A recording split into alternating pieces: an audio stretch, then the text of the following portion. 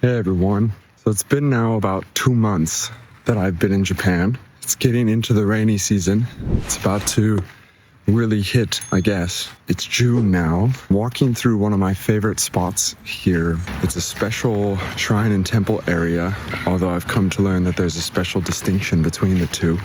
Supposedly it's Shinto shrines and Buddhist temples. But this is a very special place in Kyoto, very close to where I live, and it's such a magical forest. It's getting to be quite hot, and the sun can be very strong. Something else that I learned is that Japan doesn't observe daylight savings time like we do in the West. At least in the States, I can say that there are many states like Arizona and Hawaii that actually don't observe daylight savings time.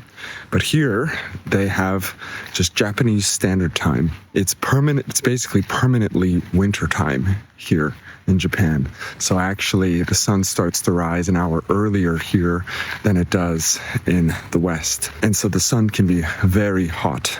By the time you get up and get going and have your morning routine and breakfast and those sorts of things, and you really get outside and go do things, the sun can be very hot, very strong, and pretty brutal. And these forests and these green spaces make all of the difference in the world. It's just so magical in here.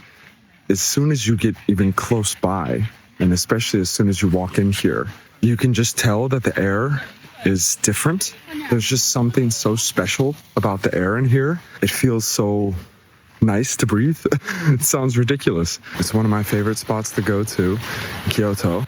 I'll put the name here at the end of the description.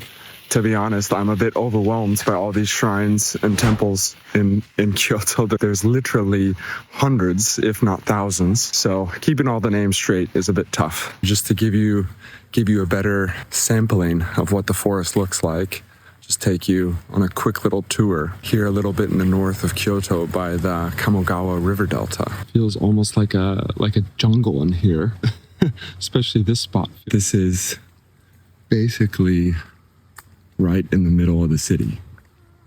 And that's what I'm most interested about when I go to Singapore next. Singapore, the sixth and honorable mention, special mention blue zone that they added to the blue zones list when the Netflix documentary series came out. The thing that's supposed to be very special about Singapore is that it's full of green spaces, and they've tried to integrate plants, nature, green into the buildings, into the spaces. Yeah, this is so good for humans. This is so good for the planet. Kyoto can be kind of hit or miss. There can be really big hotspots with lots of green and lots of nature and forests, but then there can be just swaths of concrete, pavement, buildings, cars, cement, asphalt. So I'm very curious to compare and contrast a bit with what I've seen in Okinawa, what I've seen in the Kansai and Kyoto region, to see what Singapore next month has to teach in July.